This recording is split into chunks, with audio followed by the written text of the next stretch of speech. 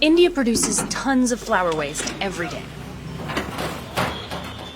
But now, one company is giving a second life to these sacred flowers, collecting more than 12 tons of them from temples and transforming them into handmade incense sticks.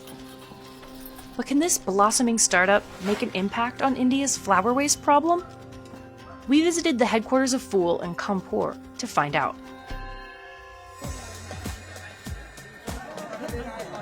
It all starts in bustling wholesale markets like the one in Shivalaya. Merchants pick up the flowers that they'll sell outside Hindu temples.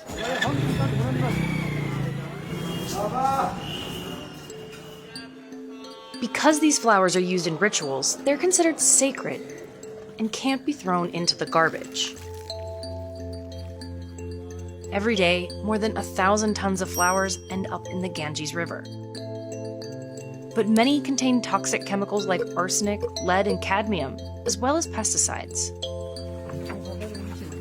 I have been seeing people putting flowers in the water all my life, but never before had anyone questioned temple waste as a source of pollution.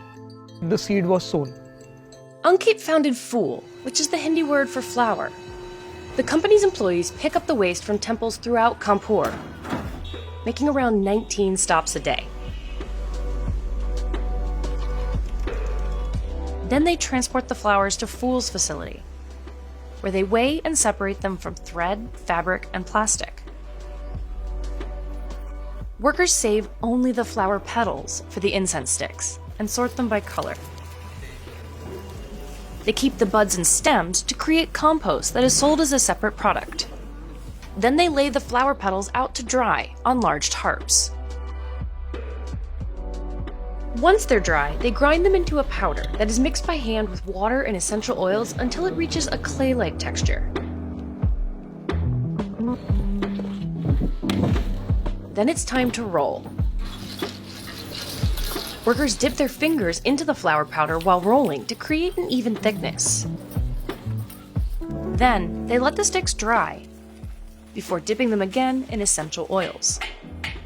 They're laid out to dry one more time, then packaged up.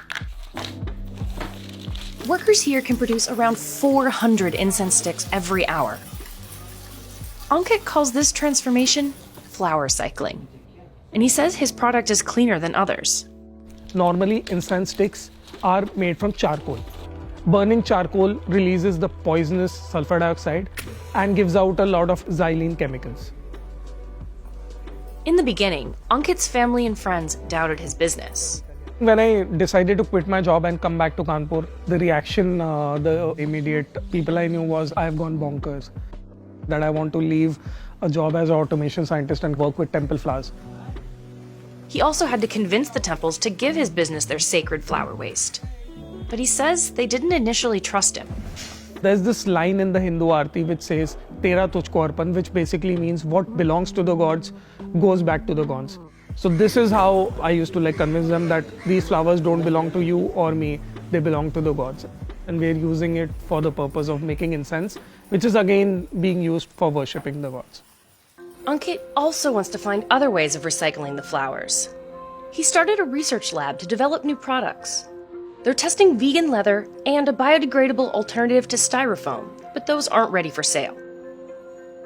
Still, floral waste makes up only about 16% of pollution that runs into the Ganges. Harmful chemicals, open sewer drainage, and garbage run directly into the river.